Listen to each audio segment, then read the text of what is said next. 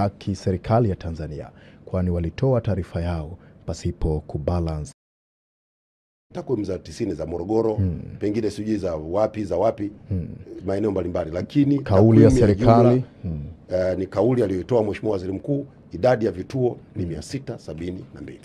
Kituo cha utangazaji cha kimataifa cha Cable News Network CNN walitoa ripoti yao kuhusu yale yaliyotokea Oktoba 29, na mara baada ya ripoti hiyo, wewe msemaji wa serikali Gerson Msigwa ulitoa taarifa yako ukidai ya kuwa CNN hawajaitendea haki serikali ya Tanzania, kwani walitoa taarifa yao pasipo kubalance story ama pasipo kusikiliza upande wa pili wa serikali.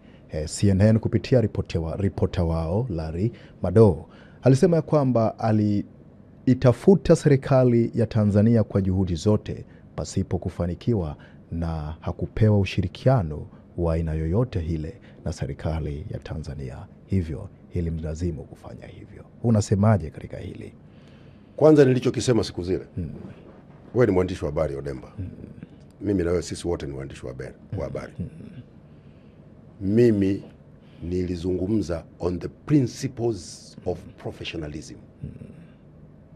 Huwezi kwenda kutengeneza makala tena yenye tuhuma nzito dhidi ya serikali, halafu serikali usiipe nafasi ya kutoa maelezo kitaaluma. Wala ambao hawajui, mimi na wewe ni waandishi wa habari, ni jukumu la mwandishi wa habari ama chombo cha habari kubalance story yake, kutoa haki sawa ya pande za habari yake au ripoti yake. Wewe Odemba, Chief Odemba, umepata shida kunipata mimi? Si niko hapa leo kwenye kipindi chako?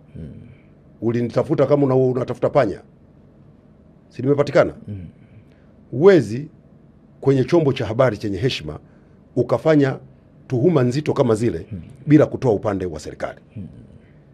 Huyo mtu nayemtaja, sitaki kumtaja jina lake, sisi sio kwamba hatuoni.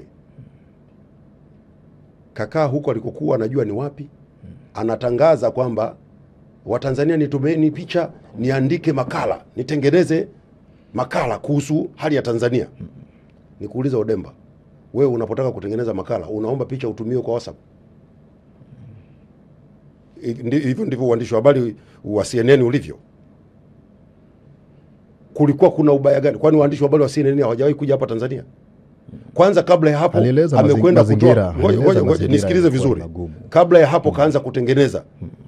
Mimi nilitaka kwenda Tanzania lakini siendi kwa sababu nina tishio la usalama. Kamtisha nani? Alisema kwamba alinyimwa kibali. Amenyimwa kibali. Mimi ndo naitoa kibali. Ameomba kibali saa ngapi? Wewe taarifa zake za yeye kuomba kibali. Mimi ndo naitoa kibali kupitia idara ya habari maelezo. Taarifa zilifika hakuna. Hakuomba kibali. Badala yake akaenda kutengeneza clip, anatuhumu serikali, anatuhumu polisi kwamba polisi wa Tanzania ni wabaya na nini na nini na nini. Katoka hapo kaitisha kusanyiwe picha za simu. Amesema bado ataleta ripoti nzito. Akasema anakwenda kutengeneza makala. Sawa. Amekusanya picha, ametengeneza makala, ndio anaanza kusema alitafuta serikali ya Tanzania kuipata. Sikiza Odemba. Hii ni nchi huru. Na Tanzania haipokei maelekezo ya CNN. Amesema analeta ripoti nyingine nzito. Hawezi kututisha. Yaani ndugu yangu, nchi inatishiwa na CNN. Tanzania sisi tunaweza tukatishiwa na yaani acha Tanzania. Hata mimi siwezi kutishiwa na CNN. Wewe Gerson Msigwa, mwambie huyo mwandishi wa habari mwenzako afanye kazi kwa weledi. Sawa? Asituletee police journalism. Sisi hatutishiwi nyawa. Asitake na sisi tuseme majina ambayo kiongozi mmoja mashuhuri duniani anakiita chombo chake. Huwezi chombo cha habari ukakaa unatisha nchi huru kama hii, unaitolea vitisho eti nitawafanya hivi, nitawafanya hivi. What is that? What is that? Anataka tutishe ili tufanyeje?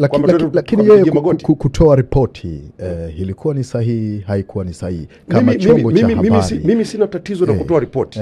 Kama chombo cha habari kuripoti kile kilichotokea Tanzania. Nasema hivi, makosa si makosa. Mimi sina tatizo na ripoti aliyoitoa. Lakini alitakiwa katika ripoti yake iwe na upande wa serikali. huwezi ukaenda ukatoa ripoti ya upande mmoja. Hicho tu ndio nilichokisema. Angekuja upande wa serikali tungempa ushirikiano. Sasa umekaa mtu mwezi mzima chombo cha habari cha kimataifa unaongea tu vitu vibaya, unatoa mapicha mabaya dhidi ya nchi na nini. Hakuna mtu anapenda yaliyotokea tarehe 29. Lakini sasa chombo wewe kazi yako